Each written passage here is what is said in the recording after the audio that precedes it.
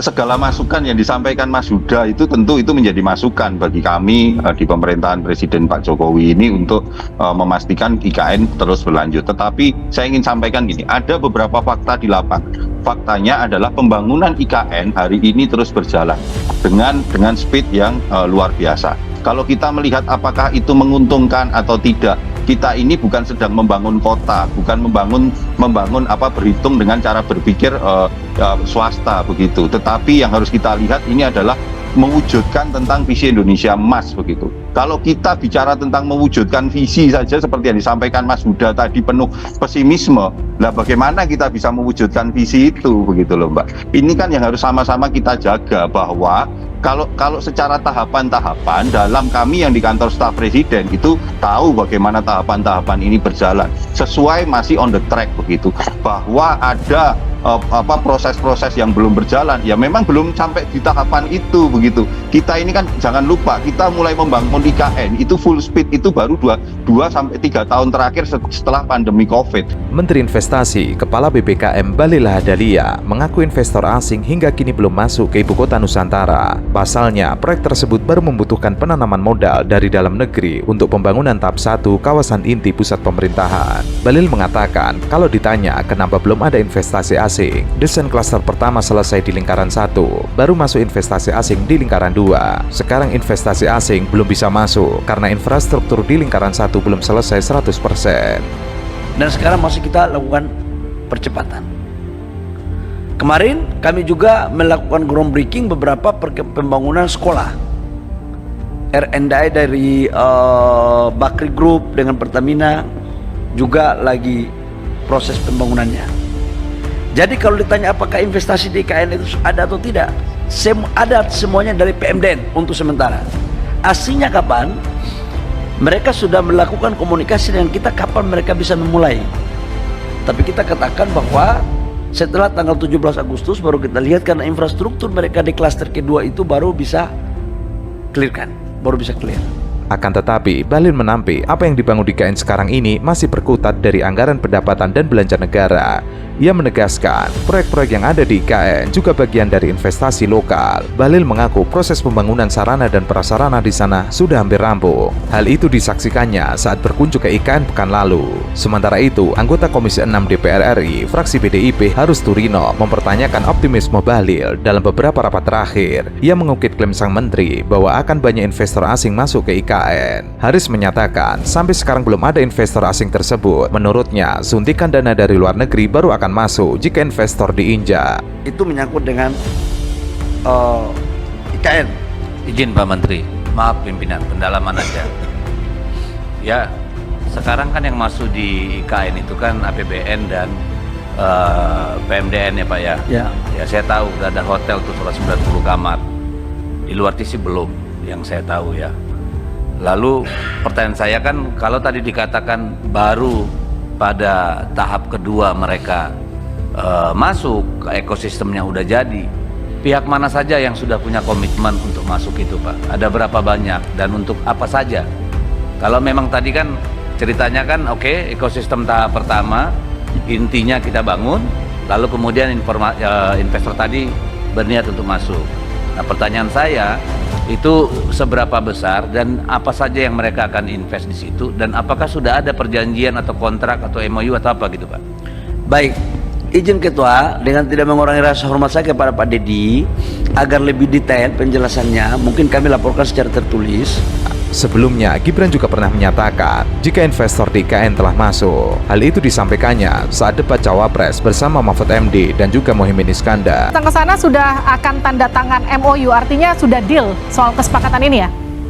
Mudah-mudahan seperti itu Mbak, itu yang kita harapkan, karena bagaimanapun juga ini adalah komitmen Presiden Jokowi untuk terus memastikan bahwa keberlanjutan pembangunan IKN, walaupun sisa pemerintahan ini hanya tinggal beberapa bulan, tetapi komitmen ini betul-betul dijaga oleh Bapak Presiden untuk keberlanjutan pembangunan IKN begitu. Boleh tahu dong nilai investasinya Mas Joko? Iya, tunggu saja Mbak. Jadi biarkan nanti kan Pak Presiden dan tim yang akan langsung menyampaikan. Kalau saya yang menyampaikan nanti offset kita Mbak. Oke, saya ke Mas Huda dulu. Mas Huda, jadi apa sebetulnya plus minus IKN di mata investor asing? Iya, Mbak. Jadi menarik ya, bahwa kalau kita telusuri kita sudah banyak sekali klaim untuk investor asing itu masuk gitu kan. Terakhir kalau saya nggak salah ingat gitu kan, sebelum Pak Bambang itu mundur dari Ketua Badan Otorita IKN, itu Pak Bambang menyebutkan sudah ada investasi asing yang ingin berinvestasi di IKN, tapi hingga saat ini itu tidak ada gitu kan. Dan ini yang saya rasa sih sebenarnya jurus sudah dikeluarkan semuanya hingga HGU yang dia berusia hampir 2 abad gitu kan, tapi memang belum ada investasi konkret yang masuk gitu kan.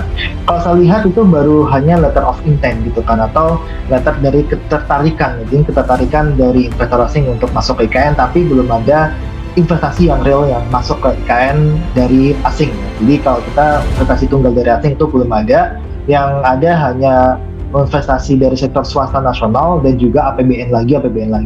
Presiden Jokowi menyebut sampai saat ini belum ada realisasi investasi asing di ibu kota negara. Namun ramainya investor dalam negeri diharapkan bisa mendorong penanaman modal dari luar negeri di IKN. Sampai saat ini belum ada, tapi ia yakin bahwa setelah investor dalam negeri bergerak, semakin banyak setiap bulannya investor luar akan segera masuk. Sektor prioritas yang bakal diberikan kepada investor asing mulai dari pendidikan, kesehatan, juga teknologi. Jokowi juga menyebutkan pertumbuhan ekonomi Indonesia cukup baik. Diperkirakan di atas 5%, juga inflasi yang terjaga di angka 2% sampai 3%. Paling penting menjaga stabilitas politiknya baik-baik. Itu terus-menerus disampaikan.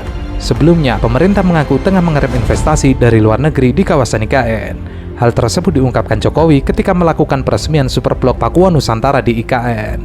Pakuan membangun kawasan pusat perbelanjaan, hotel, dan kondominium. Jokowi mengatakan sudah menyampaikan kepada Bambang untuk mendahulukan investasi dalam negeri, meski tidak menolak uang dari luar negeri. Namun itu merupakan jalan terakhir jika satu proyek tidak ada yang mau membiayai. Kalau mentok dan sudah tidak ada, kita akan keluarkan jurus dari luar negeri. Ia membeberkan minat investasi asing di IKN pun besar, utamanya dari investor berasal dari Singapura, Korea Selatan, Jepang, Malaysia, dan Uni Emirat Arab. Singapura ada 130 investor datang. Mereka jauh-jauh ke sini melihat ke IKN. Kemudian 30 orang dari Korea, dari Jepang 30 orang, Malaysia juga ada.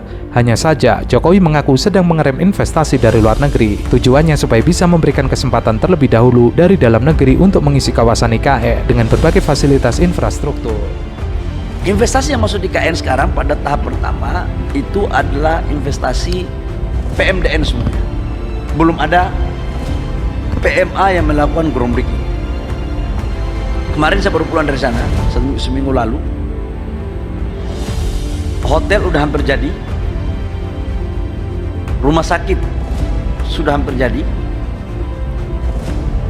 Beberapa gedung-gedung untuk sarana prasarana mendasar juga sudah hampir jadi, dan itu adalah investasi semuanya dari dalam negeri, di luar dari APBN.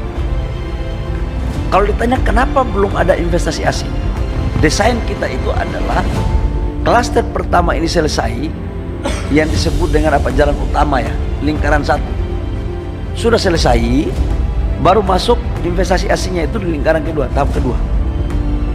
Nah sekarang mereka belum bisa lakukan. Kenapa? Karena infrastruktur untuk masuk di klaster pertama ini belum selesai 100%.